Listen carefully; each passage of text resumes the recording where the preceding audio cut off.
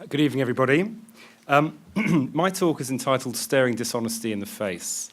I'm very pleased to tell you I intend to spend no time talking about black letter law at all. It's 20 to 7 in the evening, we've all been at work all day, and I'm sure you'd much rather hear some war stories than you would listen to me quoting chapter and verse of whatever statute it might be. The brief outline then of what I'm about to say, and I'm not going to take any more than 15 minutes because I know there's wine and beer out there that's much more attractive to look at than me. I'm going to talk through very quickly some of the most common types of fraudulent case that we see in the courts. I'm going to tell some stories about some of the more outrageous lies and dishonesty that I've faced. And I want to look at two cases. There's no thread or particular theme other than some of the lies told in those two cases are outrageous and just quite amusing to listen to. So that's why I've chosen those two particular cases.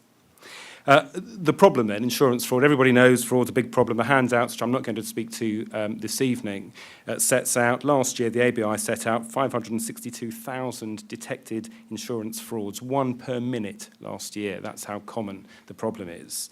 Although from 2015 to 2017, there's been a 5% drop in the number of detected dishonest insurance claims. Now, we assume that that's dropped because they're identifying them early and defeating them. But what I'm going to do, as I said, first of all then, is to look at just a couple of the common types of fraudulent claim that we see, or dishonesty that we see. The staged accident, very familiar, 2 cars full of people, late at night, normally on an industrial estate somewhere, no objective evidence, no independent witnesses, no way of knowing whether what you're facing is true or untrue. The slam-on became quite common 3, maybe 5 years ago. It was a new breed, if you like, of fraudulent claim. This was the one where you've got 3 cars, A, B, and C. A and B are in league together, and they decide between them whether by use of a mobile phone or whether there's a particular somebody raises a hand or there's some signal. A slams its brakes on, normally either on a roundabout or on a slip road joining a motorway or an A road. A slams his brakes on. B, expecting this to happen, slams his brakes on. C, poor C at the back who has no idea what's going on, hits B. A zooms off, and B is left blame. Oh, do you see that guy? Do you see what he just did? And of course, poor C is left with nowhere to go. So that was the slam-on. The phantom passenger, of course, again, maybe an invented passenger in a vehicle. And again, that kind of claim will rest entirely upon how clearly the defendant got a chance to see who or what was inside the claimant vehicle. Again, if you're dealing with a nighttime collision, rain, dark windows, for example, or simply somebody on their own, someone panicked, they've had an accident, somebody very young, for example, or very old, they won't be thinking about who's in the car, they'll be panicked thinking about a million other things. The phantom passenger plus is another kind of claim. This is the same thing, only you're talking about a multiple occupancy vehicle. It might be a bus. There was a stage in the early 2000s up in Liverpool, Birkenhead. This was a common problem, actually, alleged bus crashes with multiple claimants inside. But the most common kinds of fraudulent claim that we see, I'm sure, are what you might call the malingerer exaggerator. They might be a perfectly genuine collision or an accident of any kind, but what is in fact worth very little, suddenly on the first schedule that you might face, seems to be worth an awful lot more. What are we looking at here? Who said that? The Whopper, exactly. And I want to just take you through just 4 or 5 of the biggest Whoppers, some of which actually emerged during cases in which I was acting for people in the audience. There are the Whoppers, what I call the absolute obvious slam dunk, you're not getting away with this kind of claims. So, for example, the claim for noise-induced hearing loss, where there's, and the allegation or the claimant alleged complete deafness in both ears, or very extremely severe deafness in both ears. And yet surveillance evidence showed the claimant at a market in Romford on a mobile phone. You're not coming back from that one.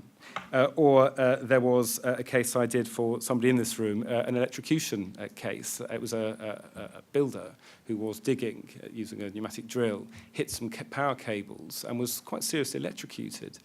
and appeared to suffer from terrible burns. There were some burns, but the allegation was of very severe PTSD, so severe, in fact, that the claimant was unable to talk. But he wasn't unable to talk to everyone. He had one friend who he was able to talk to, and so he communicated solely through the medium of Bob, his friend. And that became a big problem when the claimant agreed, bizarrely, to go to a pain management program, a 2-week residential pain management program, but of course wasn't able to discuss or to communicate verbally with any of the doctors. They took Bob along with him. And it was suspicious. It's highly suspicious. But it came out, not, in fact, funnily enough, because of that, although we did get a very good report from our own psychiatrist who cast severe doubt on what he was seeing. But actually, it wasn't that. It was, and the claimant, I should say, also claimed inability to work. It was completely functionally disabled. That was the claim. And yet, on his bank statements, it was quite clear he was working. He was working for civil engineering companies. He was building a property in Cyprus. And all of this came out on the bank statements. So, again, at that stage, the claim settled swiftly thereafter. Another whopper, one that did go to trial, in fact, was a claim against the Scouts, acted for the Scout Association. Liability admitted, quantum arguments at trial. It was a 2-day trial. And the claimant was alleging that all sorts of physical and also psychiatric injury as well. And it's rare that you get somebody in court prepared to tell an outright lie and in the face of the court. But this guy was adamant that he couldn't drive. And we had surveillance of him driving a car, and he would have seen that before the trial. So that was the first slightly odd thing. But it's equally rare that you ever get surveillance or you get something extra on top. You think that's the golden nugget, that's the tool I'm going to use to win this case. But what was really good, and what completely killed his credibility, was that the surveillance showed him sitting in a school car park waiting to pick up his daughter from school. So clearly he was driving, he was able to drive, he was doing the things that he claimed he couldn't do. But what was even better, and what really killed his credibility, was when he got out of the car whilst he was waiting in the car park to pick his daughter up. He opened the boot, and he was rummaging around in a bag for something. And it wasn't clear what it was. And all of a sudden, you let the surveillance run a bit longer, he picks up a bottle of vodka and drinks from a bottle of vodka. Now, whatever the relevance or irrelevance of that to the issues in the case, the judge seeing this, obviously, as you can tell from the gasp that rose in the room, he lost all credibility. The judge was no longer prepared to accept anything he said at all. So, a whopper. Now, the only bit of law I am going to go through with you, Section 57, the Criminal Justice and Courts Act, I'm sure you're all familiar with it, relating to claims issued on or after the 12th of April 2015. This is the bit of the law that says if you bring a claim and any part of it is fundamentally dishonest, then on application the court must dismiss the whole thing. And it's because it relates to claims issued in April 2015, we are now starting to see some claims coming through.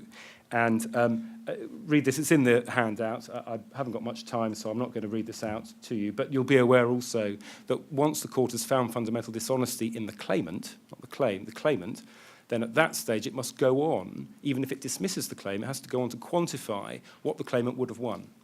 So if the claim had only been the good bits, the honest bits, what would the claim have been worth? And it then has to set off the good bit of the claim against the costs that the dishonest claimant then has to pay to the defendant. So there is some sense in that. But the Section 57 case I want to speak about is Stanford Hunter. As far as I know, it was the first Section 57 case that went to trial. And for the defendant was Jonathan Watt Pringle, ex of Farrar's building. It was an interesting case. It concerned a claimant who fell through a roof in 2012. He sustained a serious injury. He lost consciousness, air ambulance was required, multiple rib fractures, fractured his thoracic spine, displaced fracture of the wrist, subluxation of the shoulder, and an injured spleen. He spent a month in hospital, 2 chest drains, suffering with pneumonia. Now, primary liability was admitted, contrib was asserted, but the defendant also asserted fundamental dishonesty and applied to dismiss the entire thing under Section 57. And the crux of this was that the claimant was saying that from the date of the accident onwards, he had been unable to return to his work as a taxi driver. He didn't just say this once. He repeated this assertion he couldn't work as a taxi driver. He said it in his Part 18s. He told one orthopaedic surgeon. He told two orthopaedic surgeons. He told a hand surgeon, a respiratory surgeon, a neurologist, a psychiatrist, and a neuropsychologist that he couldn't work and he couldn't drive. He was claiming past and future loss of earnings of £120,000 on the basis that he couldn't drive. What surveillance showed him doing was shopping, driving, performing bimanual tasks, despite the allegation or suggestion that he couldn't do that, and working as a taxi driver. But it goes beyond that, because taxi agency records, he was working for a taxi agency, and the records showed that from 3 months after the accident, on their various client accounts, he had driven as a taxi driver 133 times between 2012 and 2015. Inevitably, there would have been more journeys he would have taken using cash, but on the documents themselves, 133 times. There was some concession by the claimant that he had been able to work after all because he amended his schedule of special damage, and the loss of earnings claim dropped from £120,000 to £35,000. When it got to trial, he came up with 3 explanations for this obvious whopper of a lie. The first one was that when I said I wasn't working, what I meant was I wasn't making any profit. Because he said, as a taxi driver, you've got fixed overheads, rental of the vehicle, insurance, petrol, all of that. So I didn't feel that I was telling a lie when I said, in fact, I wasn't working. Well, nobody was going to buy that. The second explanation was he had problems with reading, and that explanation that we've all tried and failed to use in the past. Nobody was buying that either. But then, when push came to shove and he was really struggling to explain himself, he started to blame his legal team. And the blame that he attributed was in effect, he said, he had no say in the making of his schedule of special damage. He said, his solicitor told him to, Governor. It's all my solicitor made me do it, Gov. And the problem was, his litigation friend was his daughter, who happened to work in PI for a defendant, well, for an insurance company. And she wasn't prepared to back him up. She, who'd sat with him in every conference and every meeting, read every letter, simply said he was lying about that. Because he blamed his solicitors, it got to trial, and Jonathan Watt Pringle for the defendant said, well, I'm afraid if you're blaming your solicitors, we need to see some concrete proof. I want to see, the court is, we are entitled to see, your file with your ex-solicitors. His ex-solicitors, by the way, who by then had sued him and got judgment for £53,000 against him. So he was entirely on his own, and once the court agreed and accepted that the defendants were entitled to see the solicitor file, it was perfectly obvious that it was all him. His solicitors, his counsel had warned him throughout, you tell the truth, and it was only when the taxi records, there was an order for specific disclosure of those. It was at that stage he recognised that the game was up and that that the dishonesty was all his. What was really galling for him, though, is that under Section 57, as I said earlier on, once the court has found FD, which obviously it did in this case, it then has to go the next stage and say, well, if your claim had been genuine, what would you have won? What would your claim have been worth?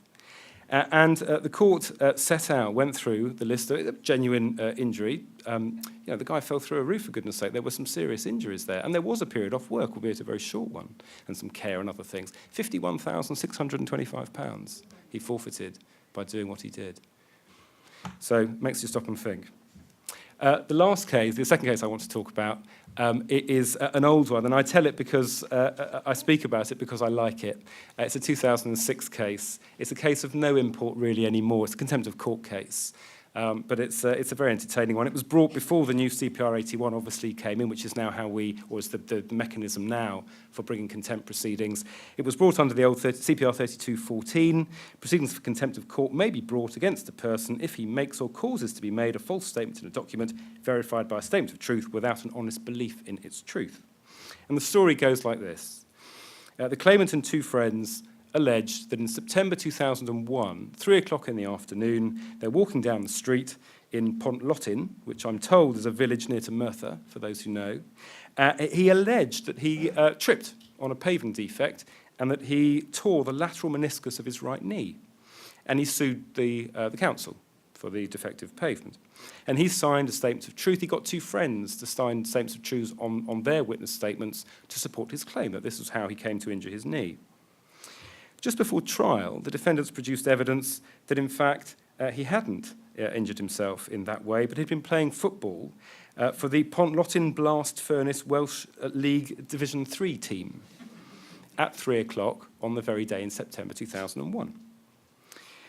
The trial was adjourned while further investigations took place, and the claimant then purported to discontinue his claim, but the notice of discontinuance was set aside. As an aside, it's quite interesting that the deputy DJ who struck out the main claim gave permission herself for the defendant to bring contempt proceedings in this case against the claimant. As I say, as an aside, it later went up to a CJ. The deputy DJ had absolutely no jurisdiction to do so whatsoever. And the CJ wasn't prepared to take into account the musings and judgment of the deputy DJ the first time round, not only because she had no jurisdiction, but secondly, she cross-examined all 3, or the claimant and his 2 friends, all of whom were unrepresented in her court. But secondly, she improperly asked all of them about contacts they'd had with their legal representatives, which obviously all of which was covered by privilege. So the CJ put that to one side. Nonetheless, the matter did proceed via contempt proceedings. And it turned out that the information, the evidence that the defendants had concerning this particular claimant was that not only was he playing football at the same time, 3 o'clock on the same afternoon, but he had been injured after a bad tackle. There'd been a newspaper article which set this out in terms. And they went to the manager of the team who confirmed that the guy had injured himself playing football. He remembered a particular curse word he'd heard during the game, which is why it particularly stuck in his mind. The claimant then changed his story slightly because he then suggested, I must have got the time wrong. He said, what I think I did, I think I've tripped on the pavement at 1 o'clock in the afternoon, but it wasn't so bad that I wasn't able to then play my game at 3 o'clock in the afternoon. What he forgot was that at 2:30 in the afternoon, there was a team photo taken. Now, if he'd been in the back row of the 2 rows, not the guy leaning on his right knee, you might think, then he might have got away with it. But he was in the front row, and he was leaning on his right knee, which is the injured one that he alleged was caused at 1 o'clock an hour and a half earlier. And at that stage, the orthopaedic surgeon wasn't prepared to accept that any further. And ultimately, he ended up with 14 days in prison for his trouble. As I say, not all that important now, given its age and so on. Everything's changed, but quite an entertaining one.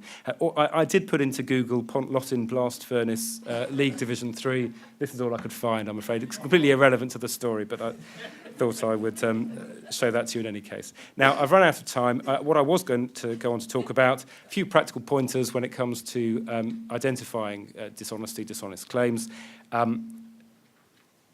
Things that you will all have seen many times before when you're looking for dishonesty. What are the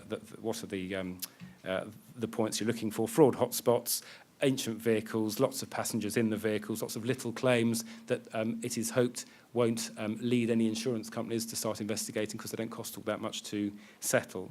Disaffected employees, medical records. Again, we've heard from Dr. Bass about the sorts of things that we're looking for to glean out of medical records.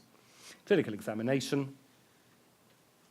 And finally, when it gets to trial, what am I looking for and how am I trying to tease out dishonesty? Generally speaking, what I'm looking for, I've already got in my documents. I know what I'm expecting the claimant to say or to try to hide. Having said that, there are occasions when you might ask a question and unknowingly pick at a seam, that if you keep picking, the claimant then will give you more and more. And if the claimant, as they almost invariably don't remember every entry in the medical records, won't remember exactly what they've responded to at Part 18, open questions to begin with, becoming more and more pointed as the claimant digs himself a bigger and bigger hole, is often a very useful way to get your point across. That's all I have. Thank you.